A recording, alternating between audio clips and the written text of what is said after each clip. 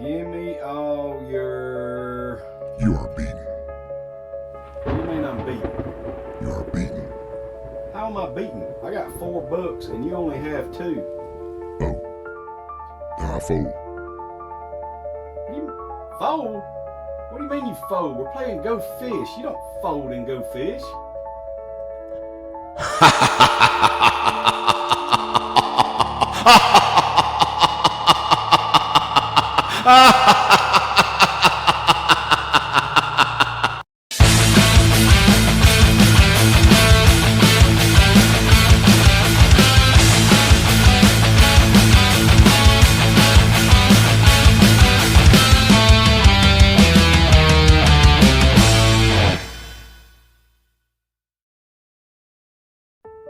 Happy Halloween, everybody, and welcome back to the channel.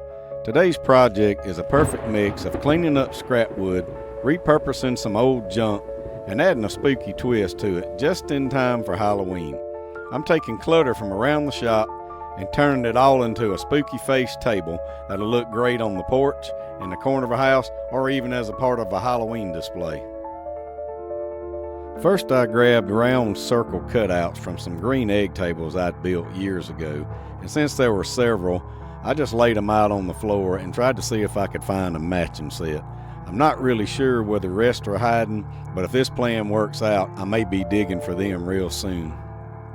The metal base was rough, rusted, busted, and wobbly. I heated up a torch and just worked some oil into the threads to loosen them up.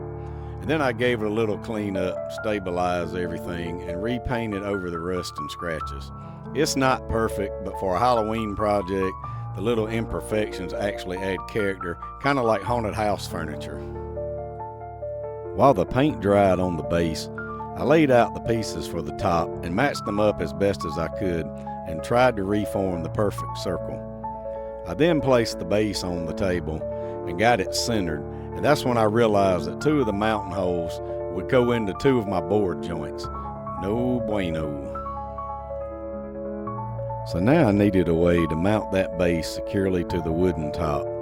I decided to build a simple frame out of some scrap boards, and then I just would attach it to the underside of the table. That would give me something solid to screw to with all the holes, and it would also help keep the boards from separating if the glue ever decided to fail on me. I took some measurements and connected my pieces together with wood glue and brad nails, just enough to hold it together until I could mount it. It was around this time I realized one side was already stained and I was working on the top side of the table the whole time. Luckily the frame wasn't attached yet, so I just flipped it over and continued on. Once the frame was built, I added a few clamps and turned my focus to the tabletop slats. I glued the slats together for the top, very careful, and try not to get a lot of squeeze out. Since the table was small, I opted to not use biscuits or dowels to hold the slats together, but instead I just rely on the wood glue and the frame that I had built. I added a bar clamp to the center and let the glue dry. Once the glue had dried, it was time to install the frame. I checked a few measurements and mounted the frame down with wood glue and brad nails, just a few to hold it in place until I could drill and countersink my holes for some screws. So much for avoiding squeeze out on this one. I kind of over glued and also set it down in the wrong place as well. It's not a problem though. A damp cloth can be your friend in these situations, so I quickly cleaned it up and gave it a quick sanding. I didn't spend a lot of time sanding, just mostly enough to go ahead and take down those sharp edges. They can be deadly on a kneecap, and since I'll be doing some more after the screws have been installed, it wasn't much point in wasting any more time with it. To lock the frame in place, I started by drilling a series of small pilot holes all the way around the frame. Then I swapped over to a 3/8 of an inch drill bit and just made some countersink holes so the screws will sit nice and flush. And then with that done, I drove in 1 1/4 screws to secure the frame solid to the tabletop. And finally, I grabbed a sanding block and just knocked down any sharp edges or rough spots that were left behind by the drill, leaving everything smooth and ready for the next step. I set the base on the frame and marked all of the holes. Once they were all marked, I just pre-drilled pilot holes inside of each circle. I wanted to do this now to avoid less damage to the top later when trying to mount the base and it sitting on a painted side. With the frame attached and everything nice and sturdy, I smoothed out the surface with a good sanding. The wood was already pretty smooth, so it didn't take real long and it was ready for paint. I grabbed a can of white paint and started rolling on a nice, even base coat across the entire surface of the table.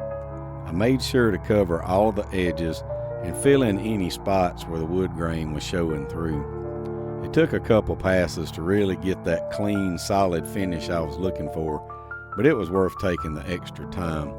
White was the perfect choice here too. Not only does it brighten up everything, but it also hides small imperfections in the wood. Most importantly, it gives me a blank canvas to work with. And since I'll be sketching on the face right on the top, the bold white background will really make the design stand out. After the paint had time to dry, I sketched out a simple cartoon-style face on the top that you may recognize. A big stitched mouth, sharp eyes, and something that says, "This is Halloween." At a glance, this instantly transformed the plain white tabletop into a decoration piece. Do you recognize him? With the face drawn out, it was time to mount the base to the tabletop. I flipped the top back over on a cloth-covered board and torqued down my screws in the pilot holes I drilled earlier. Then I got the thrill of the first look at a halfway finished table. I had some scrap beadboard pieces from a previous build, so I ripped them down to thin pieces on the table saw. These were going to wrap around the circular edge of the tabletop and become my outside edge trim. To get them to bend with the contour of the table, I decided to use the water trick. I put them between the saw and the table, and then I lightly misted the back of the strips for water, added some weight, and let them sit until they had enough flex to curve around the tabletop without snapping. I wasn't really sure this would work, but I don't have a steam box set up and didn't want to build one just for a couple of strips. Fortunately, the idea did work, and I was able to move on with no problem. When the strips had enough flex, I carefully glued and brad nailed them all the way around the outside edge of the tabletop. I worked slowly, pressing each section into place so nothing cracked or split, because starting over at this point is not something I wanted to do. Taking the extra time paid off. The beadboard wrapped the table in a clean, smooth border that completely changed the entire look of the table. Instead of feeling like a random scrap glued together, it suddenly looked like a thought-out finished piece. Not that that's what I was going for, but I'll take it. I followed up by painting the beadboard and filling in all of the nail heads with white paint so it all kind of blended together smoothly. With the face on top and the clean edge around the outside, the project was really starting to take shape. Even after all the work so far, I thought the base still needed a little flair, so I grabbed some painter's tape and wrapped the pole section in a spiral kind of like a barber pole, making sure the spacing stayed even from top to bottom. I followed up with a ruler to check the spacing on the spiral and made a few quick adjustments to the tape just so everything lined up perfectly. Next, I brushed white paint over the exposed section of metal. The original black finish had plenty of attitude and didn't want to cover easily, but after laying down 2 solid coats of white, it finally brightened up. That simple change gave the base a clean, fresh look and maybe a little bit of an attitude adjustment along the way. After the paint had plenty of time to dry, I carefully peeled off the painter's tape. Underneath was a crisp stripe pattern spiraling up the pole. The effect really pulled everything together, adding that playful Halloween-style detail that made the base stand out. A few touch-ups here and there, and I was ready to finalize the top. Now, have you ever heard the saying, "should have left well enough alone"? Don't think that wasn't running through my mind when I decided to round over the edge of the beadboard. Luckily, it did go smooth, but I did have to do some minor sanding, then repaint it again. But it's okay, it turned out to be absolutely amazing. With the project almost finished, I shifted my attention to the tabletop design and started painting on the spooky face. Partway through, Mr. Mann stopped by to give it his official paw of approval. It took a little patience and detail work, but the face slowly came to life and really set the tone for the whole table. When the face was finished, I still kind of felt like it needed something else. So to add a little extra pop, I painted over the bead with a fine line of black paint to kind of mimic pinstripes. This detail gave the table a sharp, finished look fit for a king. It took a little time, and I did have to go back with some white paint here and there to cover up some mistakes, but I think it turned out all right. What do you think? And there it is, a spooky table build paying tribute to the king himself. Thank you so much for hanging out with me and watching this project come together.